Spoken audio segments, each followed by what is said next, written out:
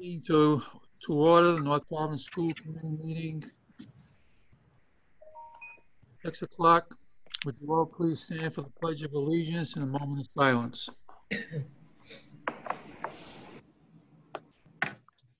pledge allegiance to the flag of the United States of America and to the republic for which it stands, one nation under God, indivisible, with liberty and justice for all.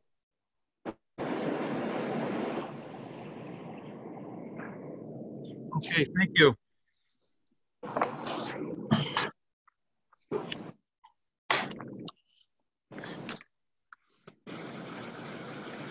North Providence School Committee meeting, July 22nd, 2020.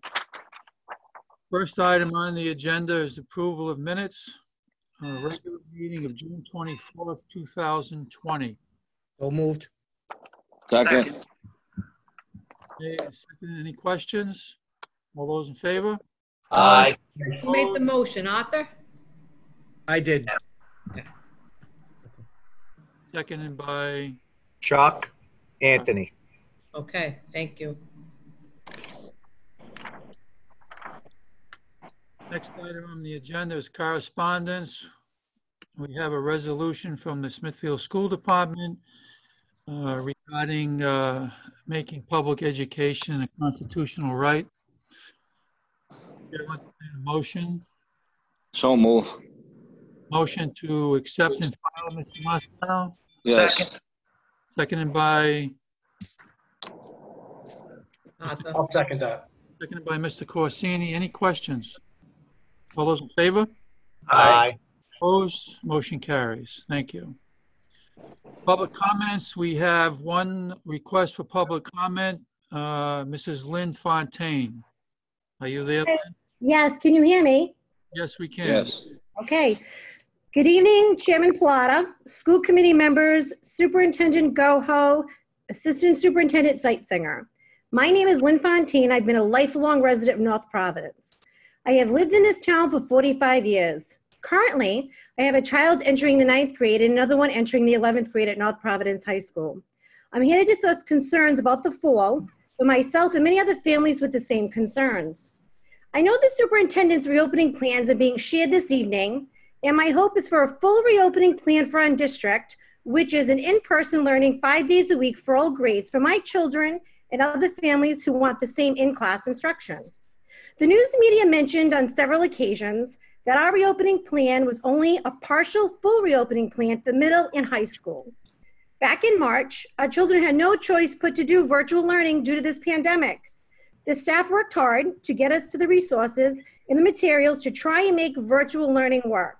However, virtual learning is a short-term solution and does not work long-term. As the weeks went on, virtual learning became very difficult for my children and many others. Some of it just entailed uploading assignments and videos to Google Classroom and told students to reach out if you had questions. The videos were meant to help teach the students the material. Students became frustrated and began to disconnect. Their mental state began to suffer. It was not learning. Let's face it, 3 months of virtual learning is 3 months of a learning gap. Our students will struggle to catch up as the new school year begins. If you go hybrid and have a partial full return, our children will never catch up. It is no different than full-blown distance learning. I had the privilege and means to hire tutors during virtual learning. Hiring these tutors cost me dipping into my savings account and making sacrifices. The reason why, you ask? Education is the most important thing to me and my family. I will not set my children up for failure. Will this put a strain on my finances? Yes, it will. I did the best I could to ensure my children could try and keep up with the work, but this should not be about privilege and means. It should be about equity and inclusion for all children's needs. NBC News stated, based on data supported by Brown and Virginia University on July 20th, came out with an article on how private tutoring is ramping up and how tutoring is a desirable option for most parents. Access is still reserved for a small percentage who can afford the cost, which can be tens of thousands of dollars. This will widen the learning gap for many. In this article, Their data shows that the average student will likely return to school having retained only 63% gains in reading and as little as 37 to 50% of learning gains in math compared to a typical year. The learning gap will widen along racial and socioeconomic lines. This should not be the case. Keep in mind, education is a long-term investment for our children, an investment myself and others are willing to fight for to ensure their success. Virtual learning is designed for a mature, self-disciplined student and is not an appropriate learning environment for more dependent learners. Virtual learning has alienated our students from participating in class, from their teacher, and from their friends. Students' mental health has suffered. They lack focus and motivation with their studies. Many students suffer from depression, anxiety, and have special needs. Even a hybrid model by the alphabet will be detrimental to their mental health and their education. Distance learning and hybrid learning is not learning. For some families, they might disagree and only want distance learning, so why not just give families a choice? I respect every family's decision regarding COVID. Again, it should be a parent's choice. Wouldn't that be a win-win for everyone during this time of uncertainty? Many parents are back to work. If your plan is a partial full reopening, entailing on middle and high school children, only returning in person 2 days a week, how can we possibly support our children at home the other 3 days while we are working? Our children will have no support throughout the day. Our children will be left home alone to figure it all out on their own, and this is awful. I must say, when the governor announced that she was going to get our children back to school in person 5 days a week, as a parent, I felt relief and I was hopeful. So far, the governor and Dr. Alexander Scott did an excellent job for leading the way and leading the nation during this difficult pandemic. I am putting my faith and trust in their efforts. I do not believe they would do anything to put my children at risk. Today, Dr. Alexander Scott was on 63 WPRO with Jean Valicente this morning and stated in-person learning is the best for children and firmly believes that in Rhode Island, we can do it safely. I work so hard with my children to help prepare them for the real world and for college. The governor's announcement made in June made me feel as though their dreams for the future can happen. However, as the summer progressed, I became less hopeful after hearing rumors of hybrid models only for middle and high school and distance learning from many around town. A hybrid full in-person plan is no different than virtual learning. Hybrid and distance learning will fail our children. All of you on the school committee were voted in by the people. We voted for you because we have faith that you will put our children first and make sure they receive the tools necessary to be successful while keeping them safe and following the guidance from our medical professionals. Approving a hybrid or virtual model is setting up our children for success. We are failing them. I will always advocate for my children, and I have spoken to many, many parents in our town who are disgusted and not in favor of virtual learning and not in favor of a hybrid model. We will advocate for our children. As parents, we understand the reality of social distancing, good hygiene, and mask wearing. We have been instilling this into our children since March. They get it. They're willing to follow the safety measures to go back in the classroom 5 days a week.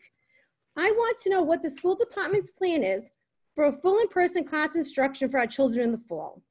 Many districts have posted their full reopening plans on their websites and have emailed their parents those plans. We have not received any plans. We have only received bullet points and surveys. I feel as though this reopening plan should have been posted for all parents to review before this meeting. I know the plans are being shared this evening, and the Department of Ed told all parents that the plans were being submitted on July 17th. I emailed the governor on many occasions to not approve any full in-person hybrid plan. My hope is you will hold a community forum just like others around the state. When I read the article that Channel 12 put out on July 17th, it stated that our district signed some type of agreement with 8 other districts to only have a hybrid model by alphabet, only for the high school and middle school, and that the agreement was also signed by the American Federations of Teachers Unions. It was stated that this was to be a full in-person back-to-school plan, the hybrid plan. It upset me that the union was aware of the plan before the taxpayers and the parents. Don't we always talk about transparency? Then on Monday, July 20th on Channel 10, they also gave the same information as the Channel 12 article. I am not sure why we signed an agreement with 8 other districts. I feel as though you cannot compare us to 8 other districts. Our districts are so different and others are so much bigger than ours. It also states that the district will prioritize only the younger students for in-person learning. Where is the equity in that? In the article, it stated that our school district was leaning towards the hybrid model as our full in-person model. And we'll start planning for that this fall, and North Providence was one of the districts that signed the agreement. Did any parents have a say in this agreement? No, we did not, and that's very troublesome and unsettling for me as a parent. We have a voice, and we have a voice of our children. COVID-19 will be around for a while, maybe a year, maybe 2, maybe longer. Maybe we'll get a vaccine, maybe we will not get a vaccine. Will there even be enough for everyone? I was taken back by many stating that our children should not go back until school until January 2021, and some saying not to go back to school until we have 14 days of no new cases. That is another concern. Is there a miracle drug that they have privileged information to that the rest of America isn't aware of? Our decision should be scientific and data-based. Let's all be realistic. American Pediatrics came out stating many reasons why our children should be back in the classroom and that they can be done safely depending on states' COVID data. In Rhode Island, we are #1 nationwide in leading the country in how we're handling COVID, and our numbers are low. Bloomberg posted on July 13, and I quote, "The littlest state is leading the way on COVID-19. Today, the CDC director, Dr. Robert Redfield, came out and stated that he would 100% send his grandchildren back to school in the fall. He also states, and I quote, "I think it's really important to get our schools open," he said. "It's not public health versus opening the schools or the economy. It's public health versus public health." He also said, I think there really are a number of negative public health consequences that have happened to our K-12 students by having schools closed." So in Rhode Island, with our current COVID data, how can our district justify only sending our children to school 2 days a week and by the student's last name? Some keep saying busing. Well, have you reached out to parents? If parents were aware that busing is supposedly preventing us from sending our children back to school 5 days a week, maybe someone opt out and find other methods of transportation. Maybe you should stagger start times for schools to help the busing dilemma. Again, if some families only want virtual, wouldn't that help with busing? Again, parent choice. It's time for you to think differently and think out of the box. There are no excuses. To me, it just isn't acceptable. You need to think differently. The same old way of thinking will not work anymore. I graduated from North Providence High School in 1993. I was there when half the school burnt to the ground. It was very traumatic and awful. We were missing half of our school, and we figured out a way to still educate our children due to the lack of space in mobile classrooms. No reason why we cannot figure this out today. If space is your worry, then maybe mobile classrooms are the answer like they were back in the 90s. I feel as though we have one of the most creative and innovative mayors in the state. We have 2 brand new schools. Why can't we ask the mayor about using Maryville School, St. Pat's, the library? If space is the issue for your reasoning not for a full return, make our mayor and town council part of the solution. If anyone can do it, I do believe our mayor and town council can. Has anyone reached out to any of them? Our mayor is a big supporter of our schools. He was a huge supporter of the building of our 2 brand new schools that we currently have in town. Make our mayor part of the solution. He has a wealth of knowledge and is an innovator. He knows how to think differently. I feel as though we all need to work together for our children. They are the future of this town. If you handcuff parents and jeopardize our children's education, my push will be to get charter schools in this town to help give parents a choice. I never thought as a parent that there would be a time in history where I would have to advocate for my children to go to school 5 days a week. I've been contacting our senators, our governor, the White House to push for school choice due to districts in our state not opting for sending our children to school 5 days a week. We are taxpayers, and if our district cannot educate our children properly, then parents and our children deserve a choice. We deserve to take our taxpayers' money to the school district where they can be properly educated. If you think this won't be a reality in the state, you're sadly mistaken. Your decision on the fall will set the stage for how the public school systems will look in the future. When we see something that's not right, not fair. We all have a moral obligation to say something. All of you have a moral obligation to our children to do something. Educate our children the way they deserve to be educated. I do not have to go into why it is important for our students to be educated in the classroom 5 days a week. Some of you are educators and know the reasons why. Ask yourself some questions tonight, and remember, you're here to put our students first.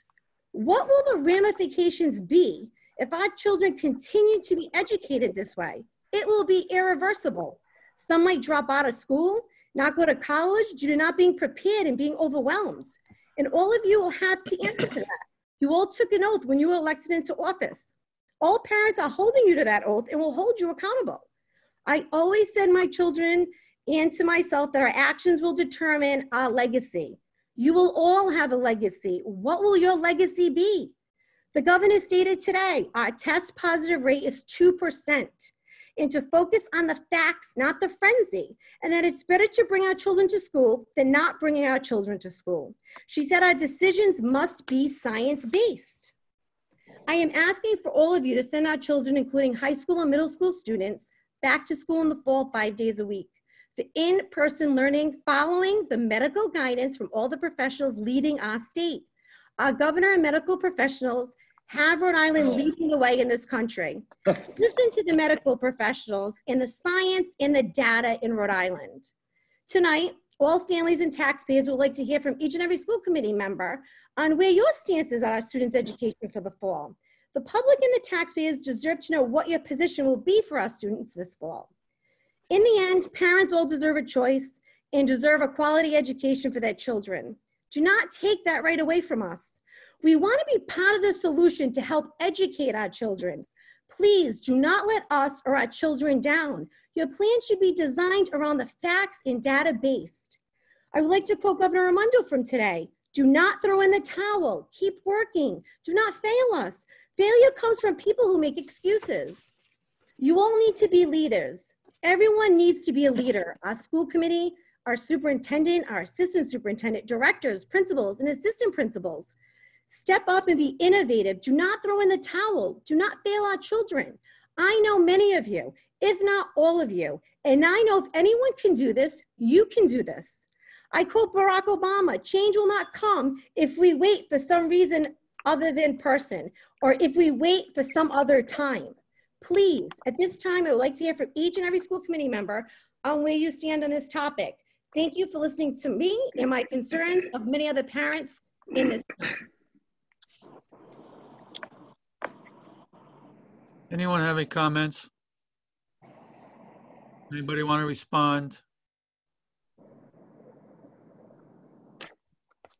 Okay, thank you. No committee members want to respond? Frank, I'll respond. Mrs. Picard?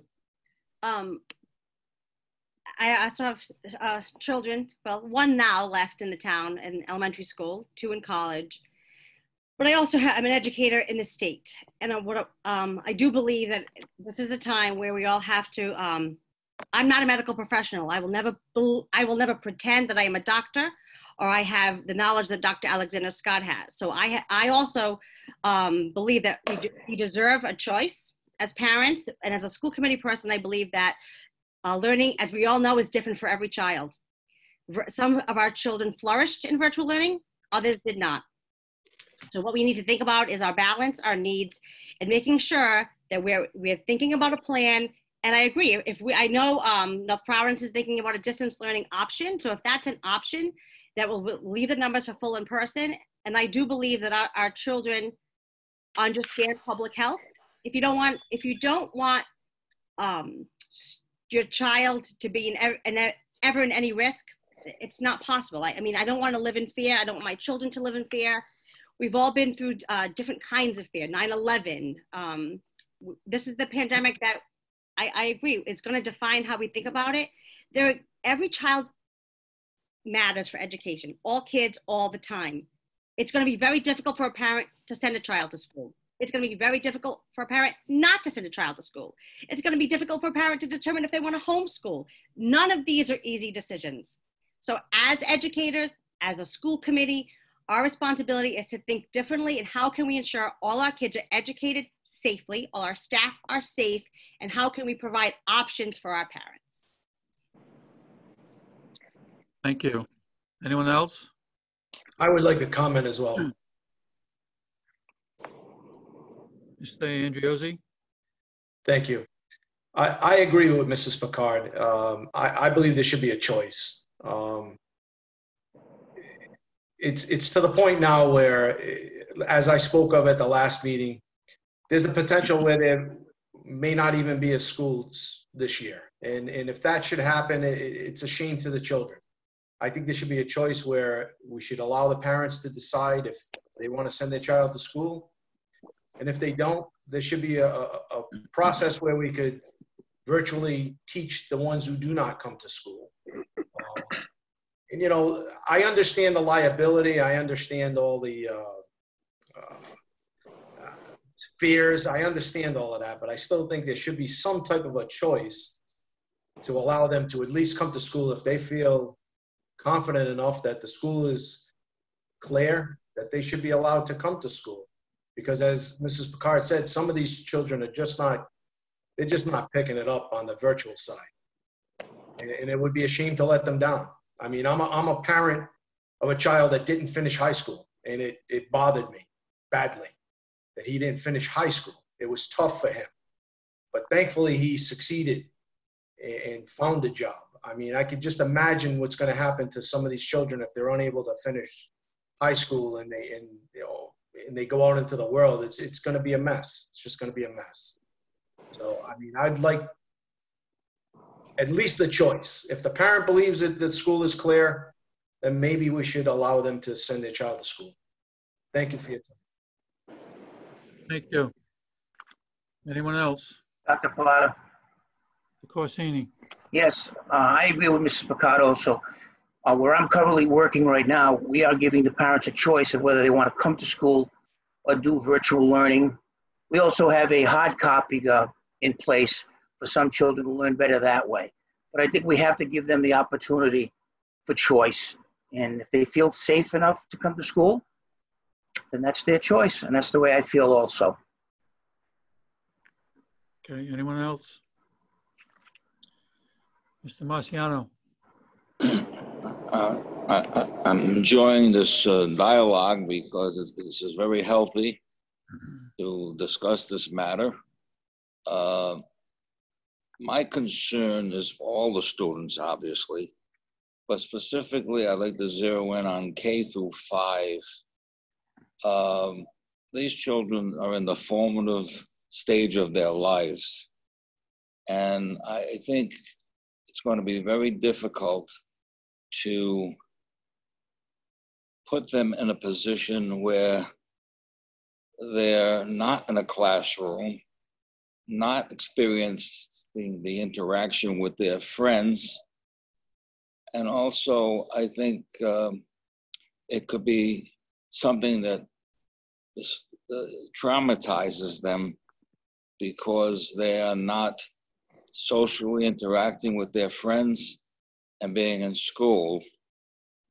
As a former teacher, I've always said that there's nothing like the teacher-student relationship in person and whatever.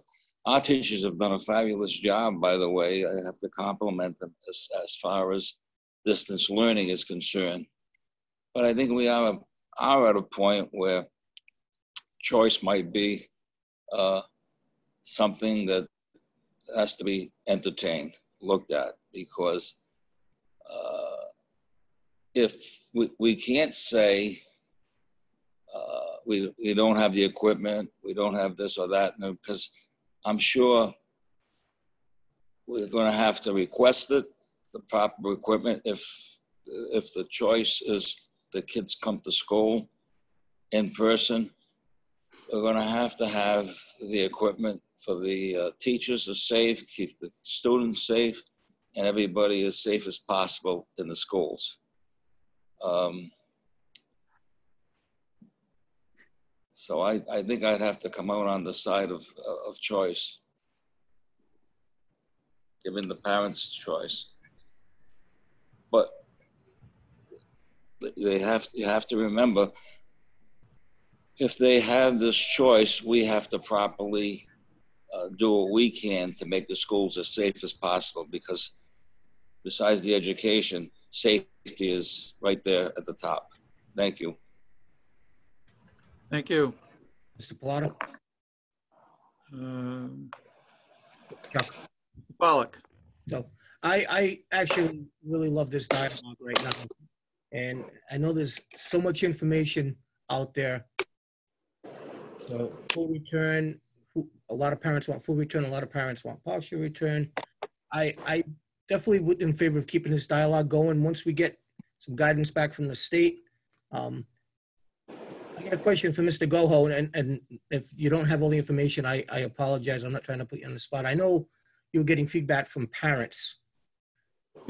Do we have an idea as far as parents, some parents maybe not being comfortable with the busing that might want to take their children to school, that might free up some transportation? I'm just looking for different options also. I like the dialogue, and I would definitely like to keep this going and possibly meet again just to see, what's out there, what parents want. So, for full return, what parents want that. Some parents might not feel comfortable with their children on the bus, but might feel comfortable with their children in school. Some parents might not feel comfortable with their children in school. Same thing with the teachers. I think we need to keep everybody safe, but I'm definitely in favor of keeping this dialogue going and just coming up with a plan and maybe see what options are out there. Yeah, so to answer your question, Mr. Pollock, we have 2 surveys which are active right now. The first survey was a transportation survey, which is closing, I believe, on Friday, that was sent to eligible transportation families, explaining to them the situation and the requirements of riding the bus according to the ride guidelines, and asking them to opt in if they absolutely have to have bus transportation. And so that was sent out to try to get a better handle of the numbers with transportation. And we've had several meetings with Durham to find out what the threshold is for being able to transport our kids in terms of the current runs that we have, which are 3 runs. We have an elementary run, a middle run, and a high school run daily in the morning, and then the same thing in the afternoon. And we have 15 buses. There are no more additional buses available. So we're hoping to get a better handle on the number of families that absolutely need transportation so that the transportation issue can be addressed. So that data is still pending. The other survey that we did send out this week is a survey asking parents for choice. If we were to offer and be able to put together a virtual option for families who either have children with medical underlying conditions or simply families who do not want their kids to return to school because they don't believe it's safe, would they choose a distance learning option? And we received over 900 responses to our survey in the first 2 days. And about over 40% of those respondents are opting to choose a full distance learning, either because they have, the child has an underlying medical condition or because they don't believe it's safe. So that survey is out also, I think, for the remainder of this week. And the data on that survey to provide families choice is also pending. So if I heard you correctly, if I may, so 60% choose to send their children to school. Approximately, yes. Mrs. Seitzinger, I know you were looking at those numbers at the end of the day. What? Yeah, so currently, that's correct. As Superintendent Goho said, it's 43% would opt for that full distance learning, and currently 57%, but we're leaving that open until the end of the week, Mr. Andriozzi, so I'm sure we'll get more responses, but clearly people are interested in this information, as Mrs. Fontaine, passionately stated. I think, I understand that, and I think it was, out of all the surveys we've done, we definitely got the highest response. So we'll keep it open until Friday, and I'm sure we'll get more responses, but as Mr. Goho said, we are looking to provide that option. We're looking at how we can best serve our students and meet their needs. That is our goal. Excellent. Can I get a turn? Excuse me? I said, Chairman Pilata, can I get a turn? Sure, Mr. De Silva. That is I. So as we all know, I've been a school teacher for a long time, and I continue to be a school teacher, and I teach an inclusion class. And Having lived through the virtual learning, I found some kids did very, very well with it. Some kids struggled and some kids disappeared. And that is not by putting up a playlist and checking in every day. That was literally running school classes from 8:45 on my Chromebook until 2 o'clock in the afternoon with a break here and there, and going to different classes for math, whatever. Personally, I hope we get to go back. My own personal feeling is one-on-one, having those children in front of me, even with social distancing or whatever, that's the way I personally want. And I suppose at my age, I may even be the health risk, but I'm not concerned about that. I would love to be able to go back because the in-person instruction is so far superior than, turn on your camera. Oh, you haven't heard me yet? Okay. So I'm weighing in on hoping we can go back, but I understand that there are factors that are beyond our control, and it's called COVID. Thank you. Thank you. I believe that was all the school committee members. Okay, I'll just respond. I have a couple of comments.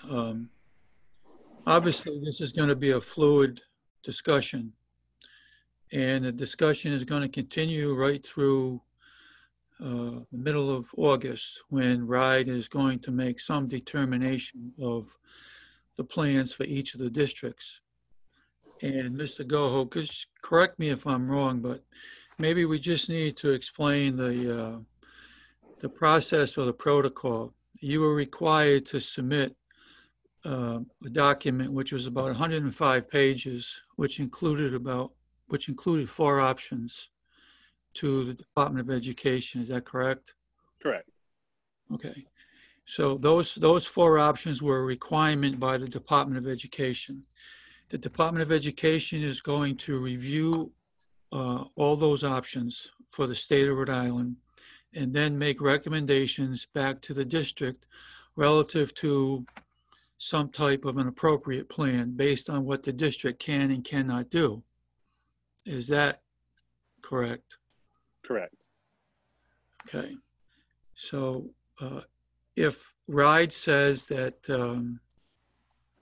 a partial plan should be in place for North Providence, then that partial plan could be different from a partial plan in Smithfield. Correct. Okay. So that's for the general public, that's the process that's in place right now. So those are under review, and I believe the districts are supposed to be notified sometime the end of July or the beginning of August relative to the specificity of each of those plans for each of the districts. Would I be correct in saying that? Yes, we have to post our final plan. I believe it says July 31st, but I know Mrs. Picard on the RISA call said something about another date, but I don't know, Gina, if you want to weigh in. What's your understanding about the final date that the plans have to be posted? So we're required to have their feedback from RIDE by July 28th was their feedback date. And by July 31st, we should be able to provide a revised plan based on the feedback from RIDE. Okay, yep, that's right. Correct. So correct, yep. Thank you. So no one's going to argue with the point of the value of face-to-face teaching.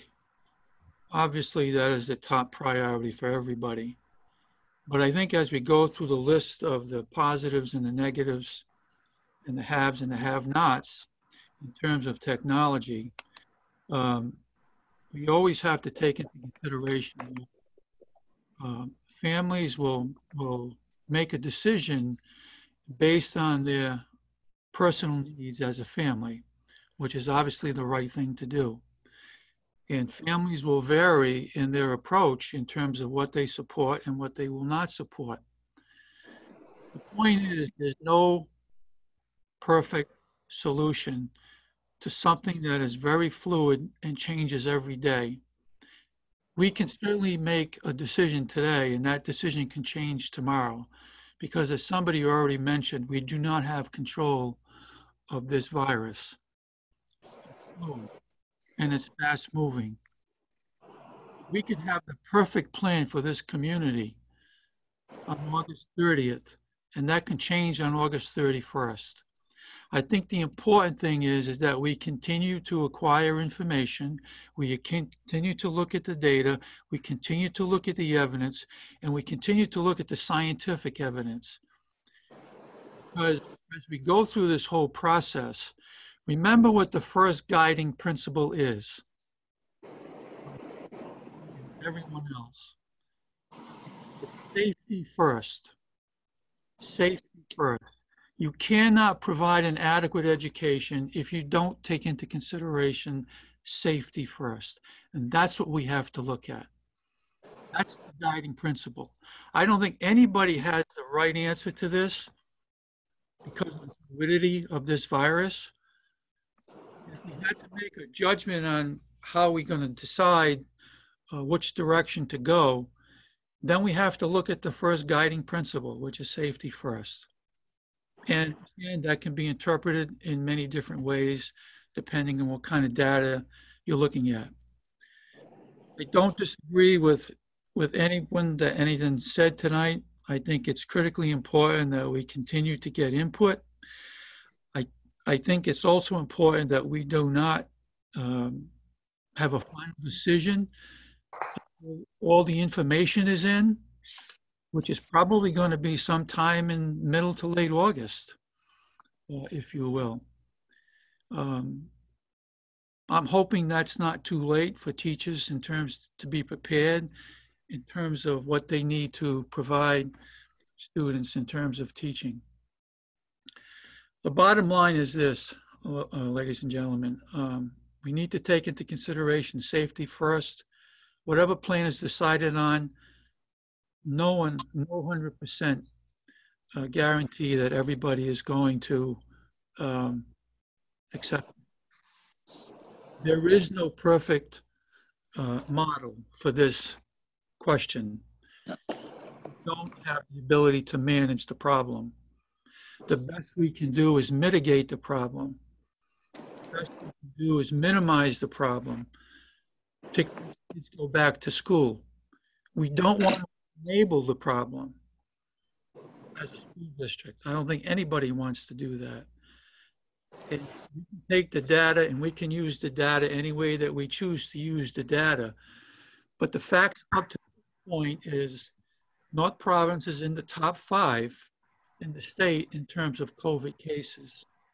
You can attribute that to anything you want to attribute it to. Whether it's individual households or nursing homes or anything else, but still in the top 5. So safety first. We want to make sure we don't want to enable this virus. We want to mitigate this virus, and we want to give our kids the best education that we can possibly give them under a very fluid situation, which changes every day. I appreciate everybody's input on this. Don't have certainly a resolution this evening. We may not have a resolution in a couple of weeks, but certainly with the task force that the governor has put together and the input from the educational community and the parents, when that all comes together, somebody's going to make a decision about the direction of each of the districts. So we just need to put ourselves in a position to be able to implement that to the vast majority of kids in terms of what's going to work at that point in time. And never forget the fact that we could go back to school, and there could be a scenario where the infection increases and we would have to close a school. I would like to see the conditions for closing the school if we reach that point. I don't think the state of Rhode Island has come out with that information yet. So we have to be prepared for the best and worst case scenarios. I think everyone on the school committee is certainly concerned about the safety and health and safety of not only the students, but also the staff. Because don't forget, we have staff that have underlying conditions also. We have staff that are over 65. And can we get subs to fill those positions? Can we put 20 kids on a bus and triple the cost of transportation? Yes, as Mrs. Fontaine said, we can certainly ask parents, and we will ask parents if they're willing to transport their kids. So these are all the things that we really need to consider. I think we all respect each other's opinion, and hopefully at some point it'll come together where it makes the most sense for kids in terms of learning and safety. Okay, thank you. Next item on the agenda, consent agenda. Chair, I'll entertain a motion for the consent agenda. Move that the consent agenda be Motion by accepted as presented. Second.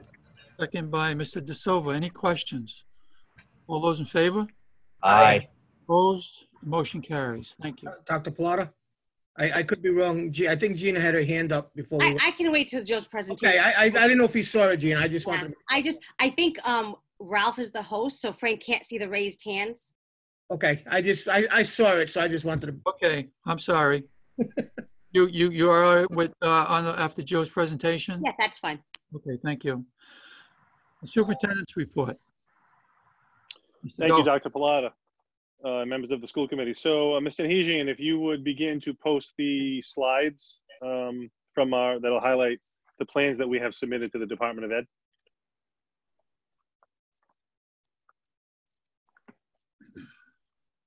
Okay, as Dr. Pilata and the members of the school committee stated, yeah, you can start right there, Ralph. Next one. So we had to submit 4 plans, and we did submit 4 separate plans for each of the scenarios as required by RIDE, and there's a slide that will show you what they are. And that includes a range from full person, full in-person learning to a partial in-person plan, a limited in-person plan, and a full distance learning model. So our plans are comprehensive to include all 4 of those options. Our goal is to have as many students in school as possible if the state should decide that something less than a full in-person model is going to be in place for the state or for our particular community. And of course, we've designed our plan to ensure that safety is our top priority for all staff and students. Next slide. So these are the 4 scenarios that the Department of Ed and the governor asked schools to plan for. So starting on the right-hand side, which is full in-person for all. That is what the governor's goal, as she stated a few weeks ago. And so when superintendents heard that, including us in North Providence, that was the first thing that we began to try to plan for. And that is the goal of the governor at this time. And we'd like to make it a reality if that is the plan that she and the Department of Health decide is the plan for the state and for our community. And so a full in-person plan, we know what that looks like. It's all students coming to school 5 days per week. However, there would be increased safety and cleaning and social distancing and PPE supplies and masks in place to make sure that full in-person return is as safe as it possibly can be for all students and children. And staff members. So the next scenario that would be implemented by the governor in conjunction with DOH is the partial in-person learning. And this is where the talk of hybrid models comes into place. So the partial plan is essentially 50% of our students in attendance at a given time. And this would be dictated by the numbers and the COVID numbers in the state or in a particular community. And so we have submitted a plan for a partial in-person learning dictate as well. The third option is the limited in-person learning, and this would be also again dictated by the governor and DOH for the state or a particular community, and would call for 25% of attendance in person of the student body. And then the last option would be full distance learning for all, which the state may dictate for the community or for the entire state as well. So those are the 4 plans that the Department of Ed asked all districts to submit, and in North Providence, we did submit 4 separate plans for each of those 4 scenarios. Okay, so as I said, we have submitted 4 plans, and just to refresh your memory, the full in-person plan, the partial plan, which essentially means 50%, the limited return, which essentially means 25%, and full distance learning. One thing I do want to say about the distance learning plan is we heard from the governor, we heard from the commissioner, we heard a lot from the community during the time that the distance learning plan was, we were leading the nation, and Rhode Island was leading the nation, and it was really going well. And I think that what was meant there is, as has been stated, in the short term and on a moment's notice, our teachers did a phenomenal job, and supported by parents and family members, to ensure that our students did, as best as they possibly could. And so I think we did lead the nation as a state, and we did see a great deal of success with distance learning, given the circumstances, which we had to stop within a week's notice and do something that many of us had never done before. So any distance learning option going forward, whether it be because that's the plan implemented by the state, or because it's an option for families, or because it's an option for students who might be ill at a given time, we did learn a lot of lessons about how to make distance learning better and how to ensure that engagement and rigor is increased. But absolutely, I would say unequivocally, as a teacher myself, I consider myself a teacher. You cannot replace the experience of face-to-face learning and the experience in the school and school environment as we knew it pre-COVID. I think that's one thing that is going to come out of this pandemic, is that there's going to be a greater appreciation for face-to-face, in-person learning as we knew it before the pandemic. But our plan does address four pillars. Number one is health and safety. Second is instruction, to ensure that under whatever format that is in place, our instruction is rigorous and engaging. We also have to understand that no matter what plan in place, the social emotional needs of our students have to be a priority. And so our plan includes strategies to address that. And then reopening operations. We've had lots of discussion and planning meetings for facilities and maintenance, which includes adding additional custodial help to the first shift of every single school, so that when kids do return to school, there will be frequent and increased sanitization and cleaning protocols that occur during the day, and then deep cleaning that occurs every single day at night. Operations in terms of transportation, staffing, we know that there are going to be staff members who are going to be unable to return. So how do we plan for that? Different schedules at each of the buildings, so that if we do have kids in school, how do we minimize arrival and dismissal time, congestion, congregation in the corridors, different passing times. We still have to be mindful of the BEP. So that's where issues like staggered starts probably would not be effective, because we would be compromising the BEP. So we've had to look at a bunch of models that would ensure that we adhere to the BEP. And I have to say that Chartwell's has been fantastic with us about how to plan for lunch, which would probably be K-12 served in the classroom. Transportation, as I said, we have sent out a survey to transportation eligible families, hoping that would really give us some better data on a big piece of a full return to school. The school committee obviously is planning for the future as well. You guys approved the lease agreement for one-to-one Chromebooks for every student in the district. And with family community engagement, we have had multiple surveys, as I said, one about transportation, one about families' thoughts about returning in the fall, an end of the year distance learning survey, which also include input about thoughts about returning in the fall, and also a reentry task force that does include students and parents as well. Next slide. So regarding health and safety, all staff will be expected to wear masks, and students will be strongly encouraged to wear masks. I have to make it clear that the guidance in the Department of Ed that has been provided to us does not mandate the wearing of masks. And it states very clearly that obviously masks are one of the strongest factors that we have to mitigate the virus, and that masks are strongly encouraged to be worn at all times, certainly definitely by the adults and by the children as well, especially when social distancing guidelines cannot be met. But the guidance also states that there cannot be any penalty to any student who does not wear a mask. So our language is going to be that, we strongly encourage students to wear masks, and that our staff be required to. And we will have masks available at each building if needed, if kids arrive to school without their mask, or if their mask breaks, So we have ordered masks to provide to our students when they arrive to school. Regarding social distancing, all of our plans at elementary and middle incorporate stable group settings. So the state has defined this as the pod setting, where social distancing is encouraged, but recognizing that it's not always possible.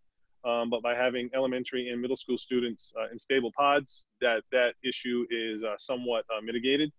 But again, even within the pods, we will try to ensure that social distancing guidelines are adhered to by all students at all times.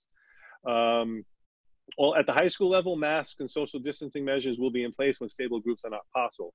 As you know, at the high school level, students have 7 different classes taught by teachers with all different certification. So it's not possible to keep students in stable groups or pods at all times at the high school level.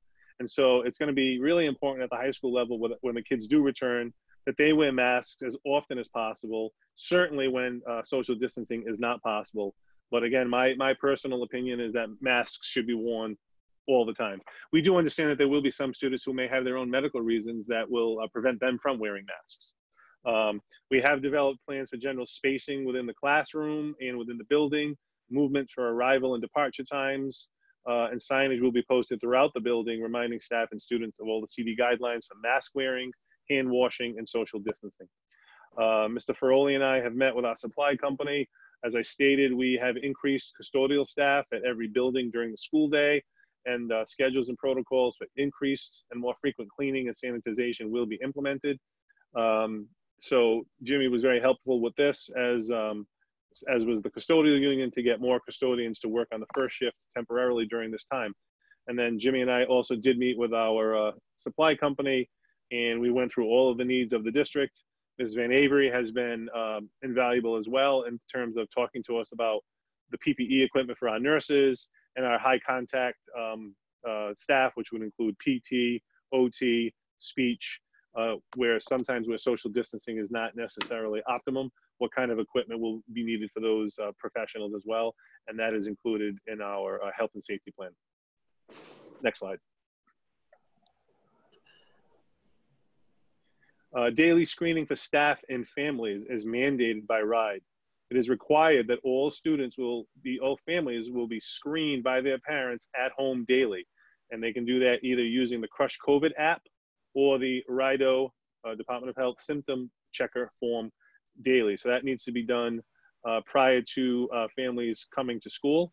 And I'm working with the attorney. This was a great idea given to me by my colleague on the school committee, Mrs. Picard, who's a fellow superintendent now, having the district develop a form that informs families of the need to do this, and that it is their responsibility, and it's our expectation that this is being done daily so that we can ensure that the kids who are coming to the school buildings are symptom-free, so that everyone else in the building is safe.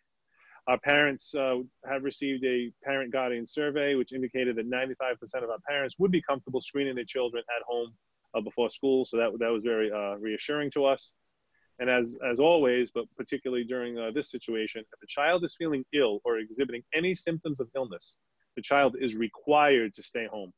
And so that's where the distance learning for temporarily is always going to be an option and a requirement for those students who must stay home if they're exhibiting any symptoms at all. Next slide. Responding to a positive case or outbreak within the last couple of days, we have received what is called the playbook from the Rhode Island Department of Ed in conjunction with the Rhode Island Department of Health. And we have created a tentative plan for students and staff in regards to when a positive case or outbreak occurs. And we will follow the guidance provided to us in the RIDO playbook when it is released, which, as I said, it was just released a couple days ago to us. And we will work to educate and communicate the information that is in the playbook during the month of August. Next slide. Regarding instruction, so under the partial plan, which is again 50% of our students in attendance, priority will also be given to high need populations, which would be our differently abled students, our multi-language students, and our at-risk students throughout all of our plans.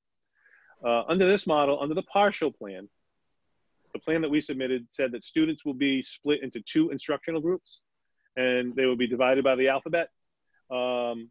Consideration has been made for siblings from a family to attend school on the same days. That's why that's where the alphabet came into place, that it would just be easier for families to know that they would be assigned the same day. So the way it would work is that, again, under the partial plan, and that is if the governor decides that the governor and RIDO, if they decide that a partial plan is in effect statewide or in effect for a particular community. So this would be the plan that would be occurring in North Providence at this point, unless we receive feedback to change it. So because there are 8 Mondays in the statewide calendar that are already designated as professional days and distance learning days for students, and 2 additional holidays, Monday under this plan would be a virtual learning day for everyone. And then on Tuesday and Wednesday, one group divided by the alphabet would meet in person, and the other group would be at home engaging in distance learning at that time. And then on Thursdays and Fridays, the second half of the alphabet would be in school learning in person, and then the first group would be at home in distance learning. On the days when children do not meet in person, they will be engaged in distance learning. Mondays, as I said, will be a distance learning day for all students, as I explained. And plans are still being developed for high need groups to attend in person 4 days a week, Tuesday through Friday. And communication for families will be forthcoming if your children are within this group. And again, this is not the plan submitted for the district. This is not the decision for the district. This was the partial plan submitted as required by the district, and it'll be RIDO and the governor that will decide if this plan is in effect or not, or if another plan is in effect. Next slide. The limited plan is essentially 25% of our student population. And as I said, differently abled students, multi-language students, and at-risk students would be prioritized, as well as our youngest children who are really in their developmental ages in grades pre-K through 2. So that would enable 25% of an elementary population in a given building. Grade 6 at the middle school, which is an important transition year, and also a year where elementary certificate considered technically elementary under certification. And the age group of our 6th graders, we wouldn't probably be comfortable with all of them. Not all families would be comfortable with all of them at home unattended. So we would prioritize their return. And in grades 11 and 12, as a former high school principal for 20 years and in speaking to the high school team currently and in speaking to students and parents and watching what our seniors especially, what they went through this past year, we believe that at the high school level, if the limited plan were placed in effect by the governor and RIDO, that we should prioritize our grade 11 and 12 students, particularly for 2 reasons. These are crucial years for the college transcript. A student's entrance into college hinges significantly on their performance academically in grades 11 and 12. And so we would not want them, we would want to make sure that they were present in school, you know, for that experience. And also, those are crucial years for dropout prevention. Once students start to hit 18 in the state of Rhode Island, then they technically could be, you know, would be eligible to leave school. And so we do not want our students to disengage. We want a personalized experience for them. So we prioritize grades 11 and 12 under the limited or 25% return. Our curriculum will be adjusted in order to meet the needs of our students while this new schedule is in place. For diagnostic purposes, to determine gaps in learning, where our students may have suffered learning loss over the summer and during the shutdown. Formative and universal screening assessments will be conducted to determine students' current learning levels and gaps. Students will be taught grade level curriculum with small groups to support and to address learning gaps. IEPs will be reviewed to ensure appropriate supports are provided, and professional learning and guidance also will be offered to our staff to assist in any gaps that have developed during the closure. Social emotional support, as was eloquently stated tonight by many, you know, this has been a stressful time for everyone in the world, adults and children alike, but especially our children. And so we need to be attentive to that no matter what model is in place. If it's a full model, there's going to be tension, you know, around social distancing and mask wearing. If there's a partial model in place, there's going to be anxiety about, you know, distance learning, face-to-face learning, childcare issues. So we know that no matter what plan is in place, we have to be nimble and be able to adapt. So we are working in collaboration with our social emotional team, district administrators, the Department of Health, and our community partners to support the mental health and well-being of our students and staff.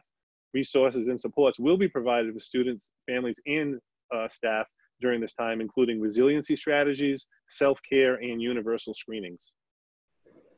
Next slide. Reopening transportation. The district is reviewing our ability to transport students based on the RIDO guidelines. As was stated, we have a fleet of 15 buses and 3 runs, 3 in the morning, 3 in the afternoon. Our buses have a capacity of roughly 70 students. The current guidelines of 1 student per seat would limit that to about 23 or 24 people, including driver and bus monitor at the elementary level. So it's a significant reduction of our ability to transport students. We go from 70 students per bus to around 23 or 24. There has been some talk that the state, I know the state is really looking to help districts with this issue. They've been saying so for weeks. I'm sure they're working on things. We have not received any specific information about how to ameliorate this issue.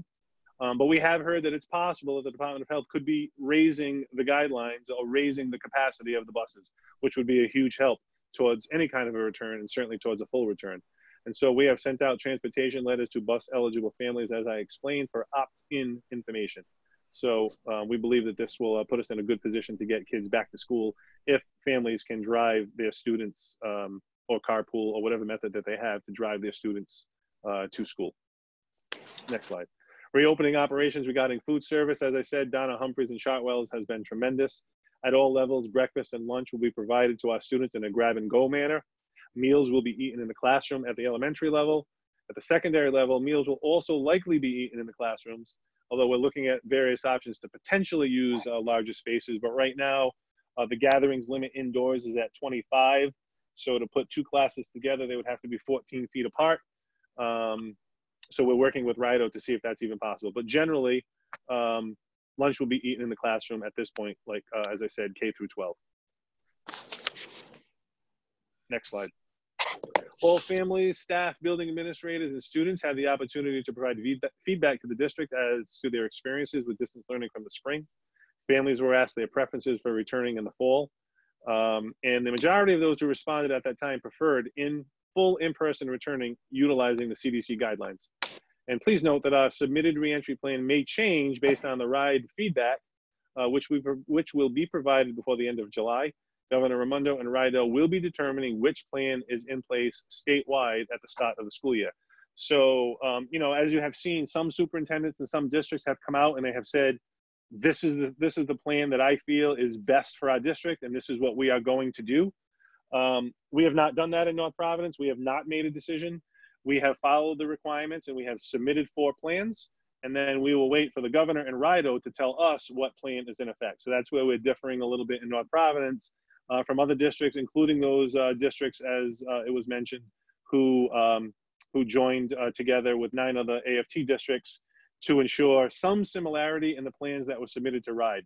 Some of those superintendents went off and said, this is the plan that I feel or that we feel is best for our community, and this is what I'm going to implement. We have not done that. I have not done that. School committee has not done that. It is not our decision at this time. We have just complied with the requirements. We have submitted the 4 plans, and we're trying to make sure that every one of them could be a reality based on what the governor and RIDO will decide, and the date that we're hearing on that is around August 17th. Next slide. Communications for family and staff, as I said, district-wide email messaging. We've sent a lot of information out to families since the closure. We have our district website, as everyone knows, a Twitter page, and an Instagram page as well. We will be posting our plans when they are finalized. The question came up, and I know some districts have done this. They have released their plans to the public. They have spoken to the community about their plans after they were submitted to RIDE, and they've placed them on the website. The problem with that is the plans very likely may change based on the feedback that we get from RIDE. So I feel it is prudent to post the plans once they become final so that there is clarity and not confusion. You know, as has been mentioned, there already is lots of confusion out there. It was mentioned rumors and secondhand information. And so putting plans out there that parents would say, oh my God, this is what it's going to be. And then over the next week and a half, we get feedback from RIDE and the governor and things have to change. We just wanted to avoid that and wait till our plans are final. And again, as I said, we have not made a decision. We never made a decision. We've submitted the plans as required, 4 separate ones, and it'll be the governor and RIDO which will say what plan is in effect.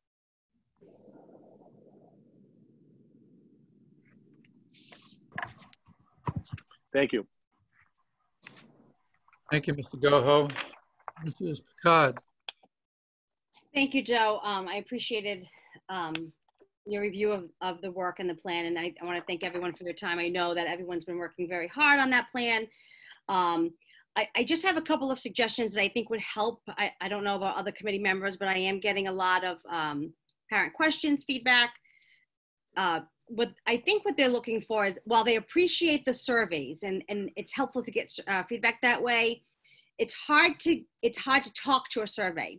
They don't feel like they've had the forum to be able to ask a question in a way that it's more of like, you know, talk to me about this. I'm not understanding this, or getting clarification. I know some said they've reached out to you or a principal or the assistant superintendent directly. Some have said they've, you know, called Norma Jean. But what they're saying is, you know, is there any opportunity where we'll hear or be able to talk through any plan, even just to ask our questions? So I think we need to be, I think we're good with communication. There's always room for improvement. I would like to see on our district website your slide deck for tonight. I'd like to see the reopening plan. I don't think that it needed to be in front of school committee first, and I'll tell you why. Because as much as I know July 31st is going to come, it's going to get revised again, and then get revised again, because we're going to get feedback and we're going to iterate. And I think if we're honest with our parents and we tell them that this is not a secret, we're looking for feedback, we're looking to hear your concerns, we're looking to hear what you like, we're looking to hear what you're worried about. I think that will allow us more transparency in a time where people are really anxious. So a couple of suggestions. We have a parent engagement policy that's been in effect since 2012. I have talked about my concerns frequently about school improvement teams and how are we accessing them? Are we utilizing our parents? I think it would help for families to know, you know, which parents were on that school, were on those subcommittees. I think the more transparent we can be with our families about who's helping, supporting the planning, and how can they be a part of that work. And we can't have 800 people on a subcommittee. I understand that, but I think if they had at least had the opportunity to see who was on it, who's representing the parents, who's representing our students, I think that will help. My hope is that the parents that are on the committee are not employees of the district, because I do believe we need an outside lens. I'm hoping that per state regulation that we're leveraging our school improvement teams for constant communication with that participation. But I should know that as a school committee member, and I do feel like while I love your updates, Joe, and I think they're very, very robust, I think sometimes with the COVID, I wasn't able to answer a lot of those questions about how we're leveraging school improvement teams. So based on the questions I was being asked, I could understand some frustration that was happening. And while I think we do a great job in North Providence, like I said, always room for improvement. So that's what I told parents that reached out to me. You know, they say, I'm sorry, I'm bothering you. I'm like, you're not bothering me. That's why we are elected officials, right? We do this because our voices are important for our community. And if they need to reach out and ask a clarifying question or figure out how to get information, that's what we're here for. So if we could just make sure we're utilizing, like right up front and center on our website, the constant communication. Like I said, surveys are great, but are the school improvement teams meeting? Because it says they have to meet regularly. Are they accessing the parents? Are our subcommittees, who's on them, so the parents know who's representing their voice, who's representing our student voice? Those are some of the questions that I've been asked, and I don't know, so I couldn't answer those questions. I did tell them, if you know that we were having this meeting tonight, that you were going to go through your slide deck, and then I'm sure that you would be always willing. And they said that, you know, if I could reach out, I have in the past, but they were, I think, looking for maybe us to be a little bit more transparent with ways we could improve, and I took that as feedback, and I think it's important, and I agree. But I think that as a school committee right now, our responsibility is to have more communication with families at the level by school. They respect their principals. They want to hear from them, and more just sometimes in writing. So I do think we could think about some virtual forums. I know you mentioned you were going to do one for the community. I don't think it's a bad idea for our principals to be thinking about how to do that with their own communities. So we're open to listening and asking questions. And while I know we're getting feedback from RIDE, and maybe that happens in August, that's okay too, but say that so that parents know it's upcoming, and that there's a venue for them to understand that I don't have to, it's impersonal sometimes, the survey. So that's just some of my feedback based on the constituents that have reached out to me and the parents. So they can continue. If they're on here tonight, I hope that you continue to reach out, because that's what we're here for. And I really value your feedback. And I think everyone's well-intentioned, and we're just looking to do well. And I know, Joe, you work really hard with Louise, and the entire the teachers really stepped up, and it quickly stepped up in a week. We have lessons learned, and this is about making sure that every step of the way, like we tell our kids, if you're not failing, you're not trying. So sometimes we do it right, sometimes we get it wrong, and sometimes we just take feedback to make sure we can keep iterating on what's best for our kids and our staff. Yep, Sheena, thank you. And you make a good point too. I wanted to recognize, obviously, the great work that was done to submit a 105-page plan. Louise and Ms. Van Avery did an excellent job working with the Ms. Van Avery working with the special ed population and those families. Louise as well. Kathy Gowett with some of the human resources issues that we had to address. Finance has played a big piece in it. And every Thursday, we had a virtual meeting with our building administrators. And I know that they were heavily engaged with their faculty, with their staff, with their parents. I don't know if it was essentially necessarily PTOs or parents, and getting feedback as well. And we told them so that when we meet on a Thursday and we hear from the principals, we're expecting that feedback has come from the ground. So that's my understanding, that the feedback that we heard from the principals every Thursday, that those processes were occurring. But you make a good point to make sure that even during the closure, even during the summer, especially an issue this important, to make sure that those lines of communications all the way down to our students are still vigorous. Thank you. Any other comments relative to that subject? Mr. De Silva, please. Mr. De Silva.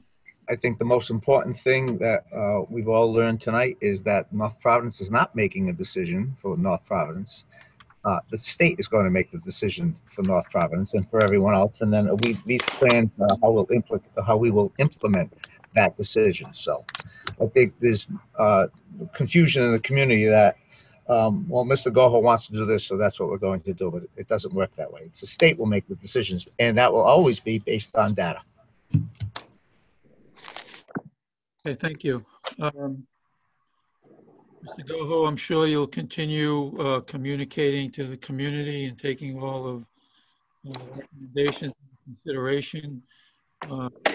One thing is, as many people have stressed, is keep communicating to the community and keeping them updated and being transparent as we currently are, and continue to be transparent. I think it's vitally important, because there is a lot of anxiety out there. So we need to do the best that we can to try to minimize that anxiety as best as we can. Thank you. Item B, FY20 budget update, Mr. Goho. Yes, thank you, Dr. Plata. Our Finance Director, Lisa Casanelli, was unable to be at this meeting due to something that came up last week, that there was a conflict. But I just wanted to let the committee know that as we have been talking about, and you've seen in my updates, we're in the process of closing out the fiscal year 20. There's a lot of moving pieces to try to figure out exactly where it is that we will land in the end in terms of our bottom line. We are still going to be receiving invoices through July and August that will apply to fiscal year 20. We have been notified that the state aid for the final quarter was reduced by the State Department.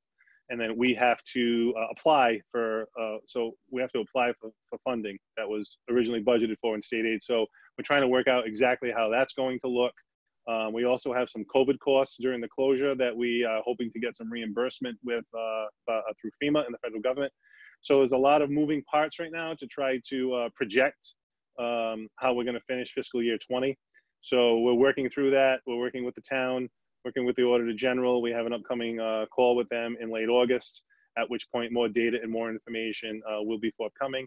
And between now and August, the committee will be receiving some more specific information from the finance office so that we can try to get a better handle on exactly how all these moving pieces will fit in the end for fiscal year 20. Just wanted to update the committee on that issue. And that concludes my report. I'll turn it over to Assistant Superintendent Seitzinger.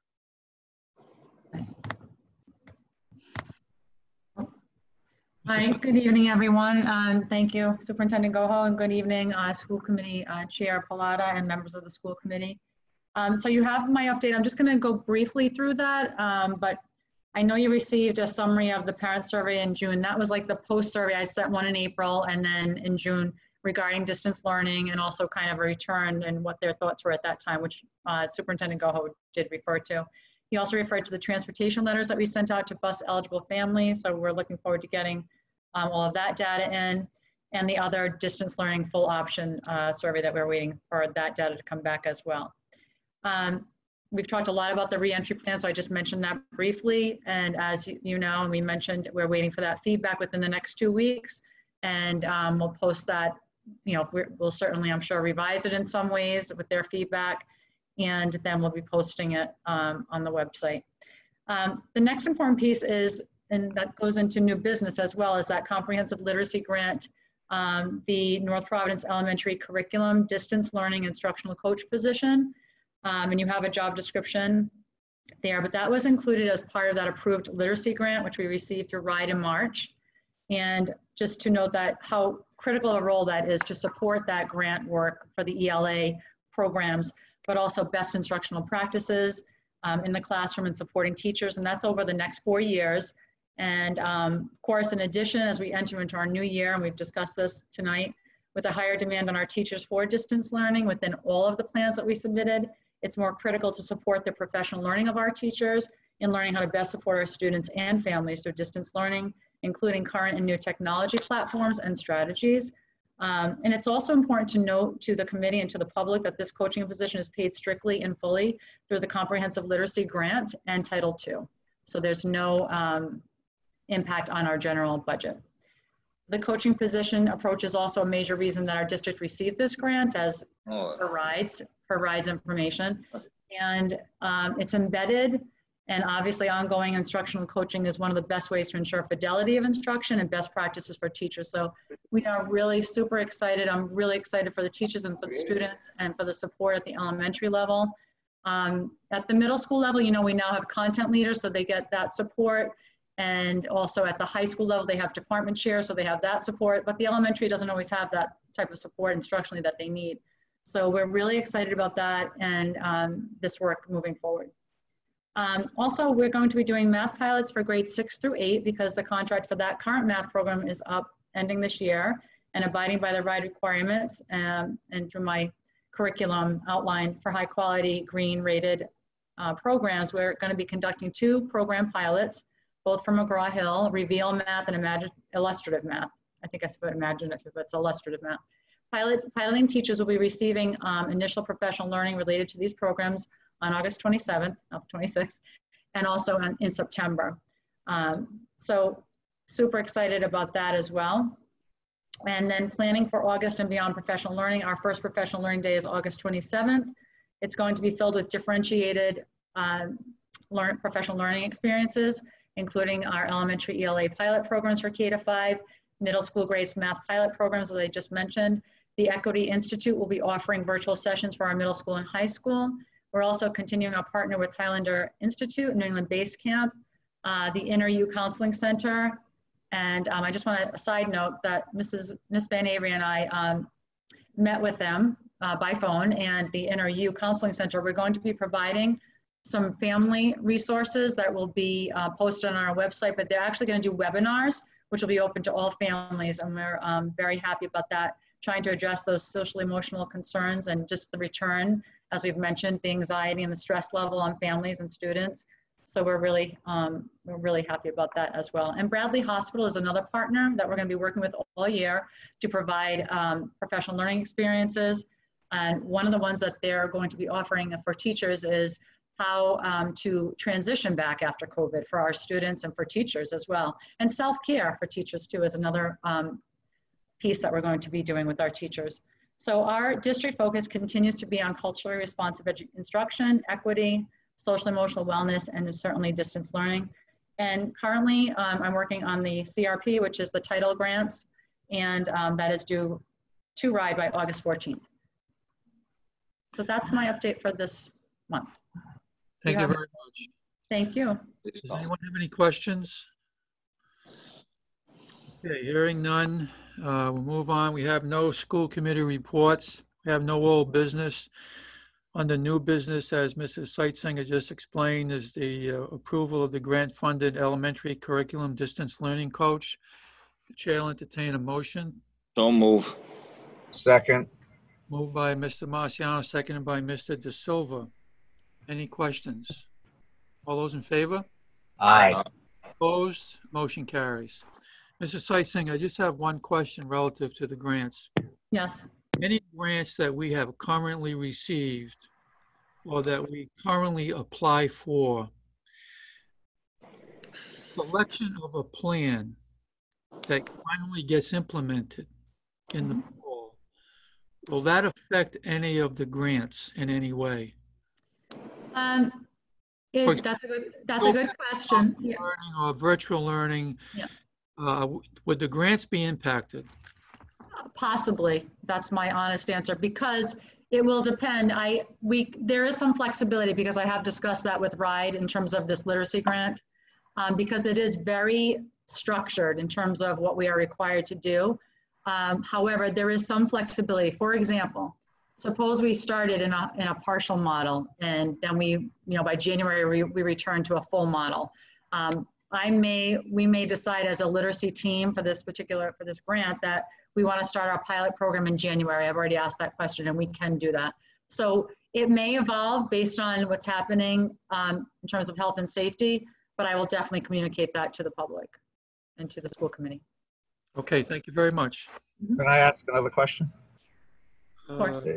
Mr. De Silva, quick, the elementary curriculum distance learning coach that we just approved. Now, so if we come back as full, I'm assuming that's still a vital position, because at any given moment, because you may have to go to distance learning. So this is a position for, I would assume it's for teachers, a resource for teachers in professional development.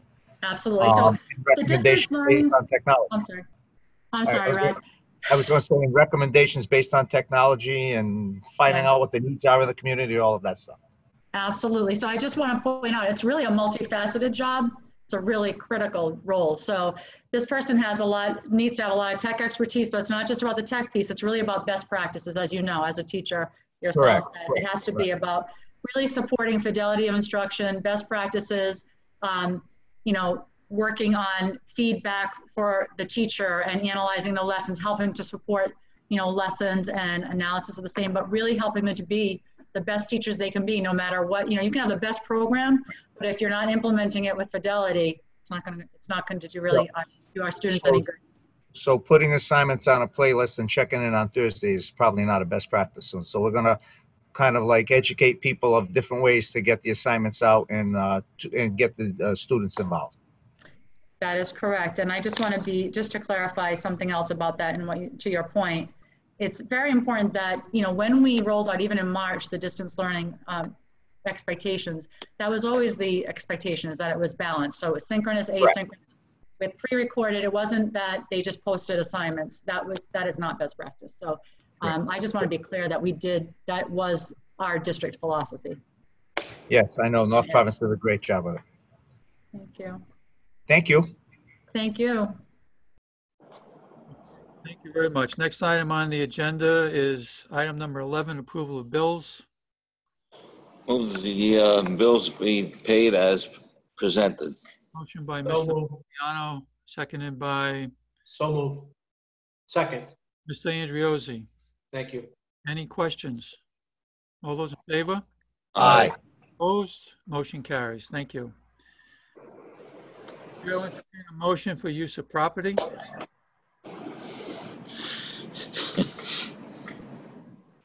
Move move that the use of property be granted as presented. There a second? Second. Second by Mr. Andriozzi. Any questions? All those in favor? Aye.